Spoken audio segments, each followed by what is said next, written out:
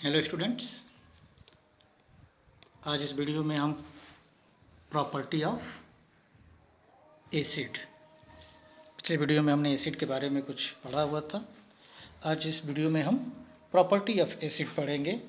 Physical property में हम कह सकते हैं कि एसिड है सॉवर टेस्ट, खट्टा टेस्ट होता है। Acid turn blue litmus to red, blue litmus paper को रेड में कन्वर्ट करता है। और साथ ही साथ acid solution conduct electricity, acid के सॉल्यूशन से इलेक्ट्रिसिटी जो होती है वो पास होती है। अब अगर केमिकल प्रॉपर्टी की बात करें तो ये आपको जो ब्लैक में हेडिंग दिख रहा है ये मेन आपको लर्न करना होगा। Acid react with metal to form hydrogen gas, या salt plus hydrogen gas. Metal जब एसिड के साथ, किसी भी एसिड के साथ रिएक्ट करता है तो साल्ट बनता है और हाइड्रोजन गैस जो होता है वो रिलीज होता है। लाइक जैसे एक मेटल है जिंक, एसिड सल्फ्यूरिक एसिड है, तो मेटल जिंक जब एसिड सल्फ्यूरिक से रिएक्ट कर रहा है तो साल्ट के फॉर्म में जिंक सल्फेट और प्लस हाइड्रोजन गैस क्या हो रहा है, लिबरेट हो रहा है। हम मेटल की जगह पे जिंक ही रखें, एसिड की जगह पे अगर हम चाहें तो हाइड्रोक्लोरिक एसिड रख सकते हैं HCl। तो सल्फ्यूरिक एसिड की जगह पर HCl रखेंगे तो फिर यहाँ साल्ट जिंक क्लोराइड बनेगा और हाइड्रोजन गैस जो होगा वो क्या होगा, लिबरेट होगा। हम चाहें तो मेटल भी चेंज कर सकते हैं, हम सोडियम रख सकते हैं। तो सोडियम मेटल अगर सल्फ्यूरिक एसिड के साथ रिएक्ट करेगा तो सोडियम सल्फेट साल्ट और प्लस हाइड्रोजन गैस, यानी मेटल एसिड के साथ रिएक्ट करता है तो साल्ट और प्लस हाइड्रोजन गैस। ये जो ब्लैक हेडिंग है ये आपको लर्न करना होगा। अब रह गई चीज़ इसमें से क्वेश्चन, जैसे कभी कभी जो आपका प्रैक्टिकल वाला क्वेश्चन है वो आता है कि कैसे हम ये जानेंगे कि हाइड्रोजन गैस लिबरेट होता है, तो इस कैसे प्रूफ किया जाता है। हाइड्रोजन गैस को प्रूफ करने के लिए हम एक काम कर सकते हैं कि एक टेस्ट ट्यूब लेकर के, और उस टेस्ट ट्यूब में, जैसे अगर हम थोड़ा सा डायग्राम दिखा दें, ये आपको प्रैक्टिकल लैब में करके दिखाया जाएगा। ये टेस्ट ट्यूब या बॉइलिंग ट्यूब भी हम ले सकते हैं।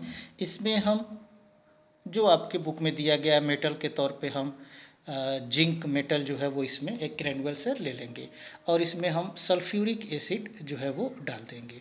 जैसे ही सल्फ्यूरिक एसिड इसमें हम डालेंगे तो यहाँ से एक जिंक से जो है वो बबल्स या गैस बनना निकलना जो होता है वो क्या कर जाता है, स्टार्ट। तो बबल्स बनेगा और साथ ही गैस निकलेगा।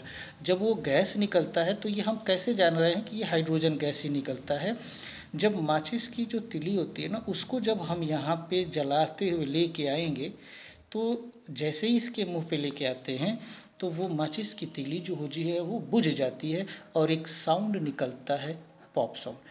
ये साउंड आपके एग्ज़ाम में पूछा जाता है कि हाइड्रोजन गैस की पहचान जब हम करते हैं तो हाइड्रोजन गैस की पहचान करने के लिए कि वो हाइड्रोजन गैस ही निकल रहा है, जब माचिस की तीली को इसको जला करके ले जाएंगे तो एक साउंड फटाक से जिसको हम कहते हैं वो एक्चुअली में पॉप साउंड होता है और वो माचिस की तीली बुझ जाती है। ये पहचान होती है हमारे हाइड्रोजन गैस की। तो वो साउंड का, कौन सी साउंड निकलती है वो साउंड आपको याद रखना। और साथ में मेटल एसिड के साथ रिएक्ट करता है तो साल्ट और प्लस हाइड्रोजन बनता है। उसके बाद अगली प्रॉपर्टी पे चले हम, तो दो चीज़ें हैं। एक मेटल कार्बोनेट एसिड के साथ रिएक्ट करता है। चूँकि हम एसिड की प्रॉपर्टी पढ़ रहे हैं तो अगर एसिड किसी भी मेटल के कार्बोनेट के साथ, मेटल का कार्बोनेट चाहे वो सोडियम कार्बोनेट हो, सोडियम चूँकि मेटल होता है और ये कार्बोनेट लगा है तो इसको हम मेटल कार्बोनेट कहेंगे। तो मेटल कार्बोनेट में सोडियम कार्बोनेट भी हो सकता है, कैल्शियम कार्बोनेट भी हो सकता है क्योंकि कैल्शियम भी मेटल है, मैग्नीशियम मेटल है तो मैग्नीशियम कार्बोनेट। तो कोई भी मेटल कार्बोनेट जब एसिड के साथ रिएक्ट करता है तो साल्ट बनता है, कार्बन डाइऑक्साइड बनता है और प्लस वाटर बनता है। इसके साथ साथ मेटल का hydrogen carbonate, metal hydrogen carbonate, जैसे ये सोडियम हाइड्रोजन कार्बोनेट, यानी ये मेटल हो गया, ये हाइड्रोजन हो गया, ये कार्बोनेट हो गया। हम चाहें तो कैल्शियम हाइड्रोजन भी कार्बोनेट कर सकते हैं, वो भी मेटल हाइड्रोजन कार्बोनेट हो जाएगा, CaHCO3। तो चाहे मेटल का कार्बोनेट हो चाहे मेटल का हाइड्रोजन कार्बोनेट हो, मेटल के हाइड्रोजन कार्बोनेट को हम बाइकार्बोनेट भी कहते हैं। तो ये मेटल का कार्बोनेट या मेटल का हाइड्रोजन कार्बोनेट दोनों अगर एसिड से रिएक्ट करते हैं तो साल्ट बनता है, कार्बन डाइऑक्साइड बनता है और प्लस वाटर बनता है। पहले हम मेटल के कार्बोनेट को क्लियर कर लेते हैं। ये मेटल का कार्बोनेट Na2CO3, ये मेटल हो गया सोडियम, कार्बोनेट के साथ ये मेटल कार्बोनेट हो गया। HCl यानी कि एसिड के साथ रिएक्ट कर रहा है तो साल्ट के फॉर्म में NaCl बन रहा है प्लस कार्बन डाइऑक्साइड और वाटर। यानी दो चीज़ तो आपको कंफर्म लिख ही देना है कि अगर मेटल कार्बोनेट किसी एसिड के साथ रिएक्ट कर रहा है तो carbon dioxide CO2 plus H2, ये तो क्लियर है। साल्ट में कन्फ्यूज़न होगा तो जो बचेगा उसको मिला करके ये तो लर्न करना होगा, साल्ट आपको बना करके वहाँ रख देना है।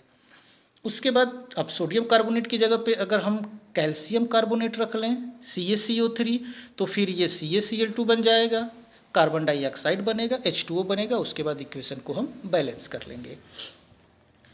अच्छा, अब चलते हैं मेटल के हाइड्रोजन कार्बोनेट पे, यानी NaHCO3, ये सोडियम बाइकार्बोनेट है।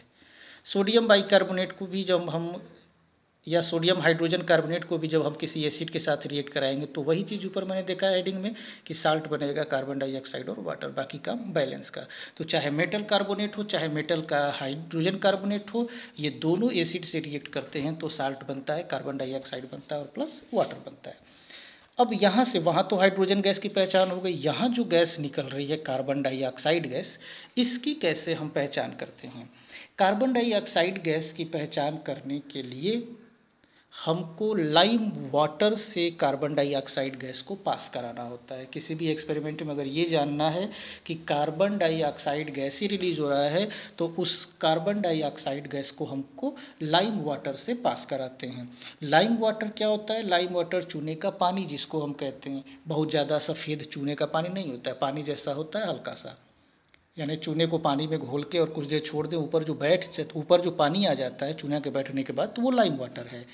तो लाइम वाटर में हम जब पहचान करने जाते हैं कार्बन डाइऑक्साइड की तो हम CaOH ट्वाइस, इसको हम कैल्शियम हाइड्रोक्साइड या लाइम वाटर कहते हैं।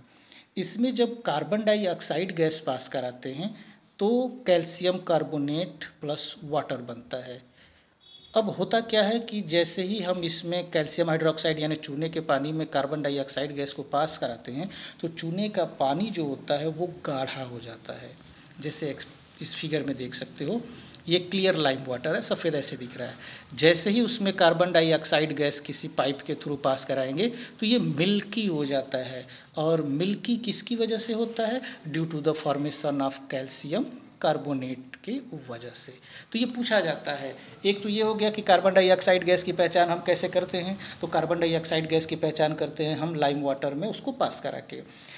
क्या होता है रिजल्ट? वाइट प्रेसिपिटेट बन जाता है, यानी वो मिल्की हो जाता है, सफ़ेद मिल्क की तरह। किसकी वजह से? कैल्शियम कार्बोनेट बनने की वजह से और प्लस वाटर। ये इक्वेशन आपको याद रखना है कि जब कैल्शियम हाइड्रोक्साइड में इम्पॉर्टेंट होता है, कार्बन डाइऑक्साइड प्लस कराते हैं तो कैल्शियम कार्बोनेट और वाटर बनता है और इसी कैल्शियम कार्बोनेट की वजह से वो मिल्की हो जाता है, जो इस चीज़ की पहचान कराता है कि जो गैस हमने पास कराया है वो कार्बन डाइऑक्साइड है।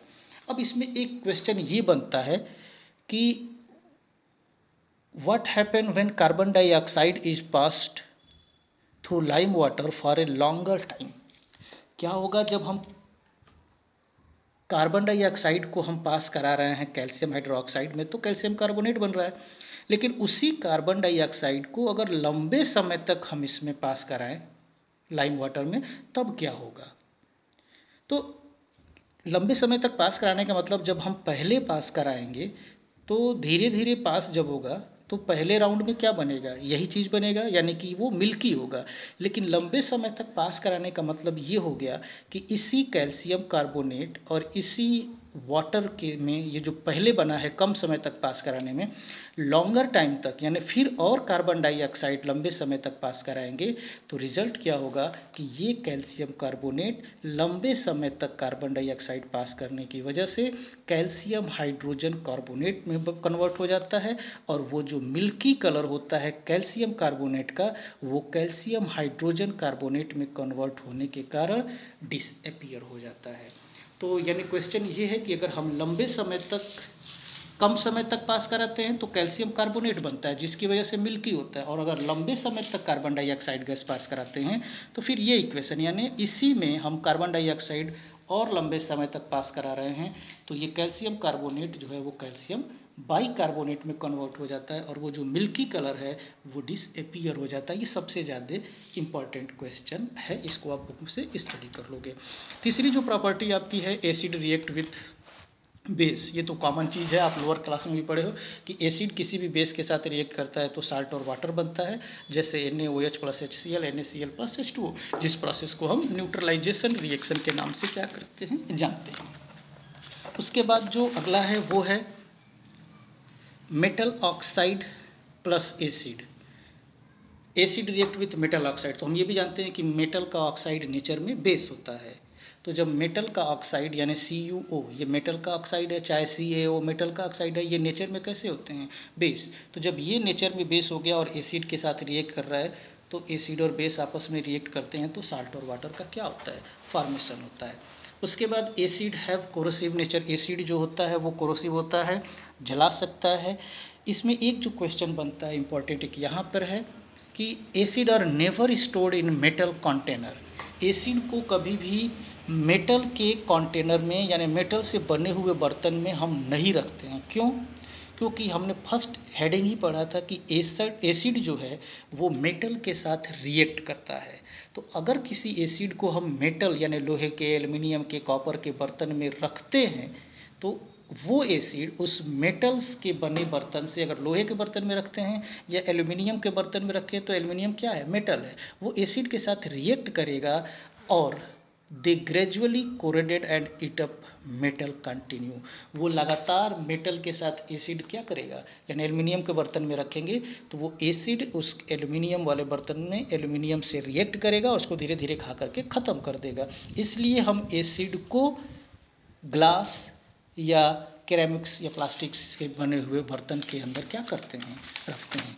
एक और चीज़ था कि कर्ड एंड अदर स्टफ़, जैसे यहाँ एक क्वेश्चन में देख पा रहा हूँ कि कर्ड हो गया और अदर सॉवर स्टफ़ जैसे विनेगर हुआ, लेमन जूस हुआ, ऑरेंज हुआ, यानी किसी भी खट्टे चीज़ को should not be kept in metal vessels, इनको भी मेटल के बर्तन में नहीं रखना चाहिए। रीज़न वही चीज़ है कि चाहे कर्ड हुआ, दही हुआ या और जो खट्टे चीज़ होती है उसमें जो होता है एसिड होता है, थोड़ा वीक एसिड होता है, चाहे लेमन जूस हो, इसको अगर हम मेटल के बर्तन में रखते हैं तो ये भी उससे रिएक्ट कर सकते हैं या करते हैं उस मेटल के वेसल से, और उस तरीके से वो पॉइजनस मेटल कंपाउंड का फॉर्मेशन कर सकते हैं जिससे हमारा फूड पॉइजनिंग या हमारे हेल्थ को क्या कर सकता है, डैमेज कर सकता है। तो ये हमारा प्रॉपर्टी था, आप बुक से उस प्रॉपर्टी को स्टडी कर लोगे एसिड के अगले पार्ट में कि what do all acid have common, acid का जो मेन डेफिनेशन जिसको हमको पढ़ना है बोर्ड एग्जाम से, वो अगले टॉपिक में। आज के लिए इतना ही, थैंक यू।